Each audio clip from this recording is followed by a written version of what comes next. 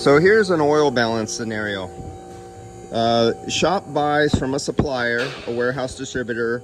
Everybody wants to sell a product, but they don't give instructions for selling the product. And this shop is lucky. They have all data. Not all shops have, some sort of online to go to. But right here, FD46, that's a motorcraft part number that Ford often uses. It's a 46 peg. It says 100 milliliters. So there is no instructions in here. There's no tags telling a technician. I would never know. Is this empty or is this full? Because the vehicle's already full and it's getting a new compressor. And so do you overcharge it on oil, or do you undercharge it and the compressor will work just fine when it leaves the shop, but it'll burn up like 3 or 4 months later? It could be a year later. It could be 1 day later. It all depends. So what we did was, this one had an oil plug on it, and let's see if I can.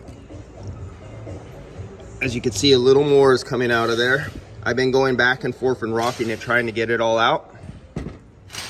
And if you come down here and you look, it's at 75 cc's, 75 milliliters, almost 100. It's getting there.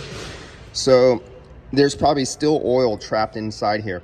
So my conclusion from testing and by draining is saying that this manufacturer for this compressor, without telling you with any paperwork, has the complete oil charge for the whole vehicle. Well, you already have oil inside the condenser. Condenser's not getting replaced on this car. You have oil a little bit in the lines and in the evaporator. So the system already has a ton of oil. You don't need all this oil back inside the system. You'll be over oiled. Yeah, that's all I wanted to tell you, is that buying from manufacturers who do not give you paperwork of how is showing a guy how to oil balance, or telling you whether the system is empty or full, then you're just guessing. Because if you have too much oil, you end up with poor cooling. And on some compressors, you can actually shorten the life of the front shaft seal and blow out shaft seals.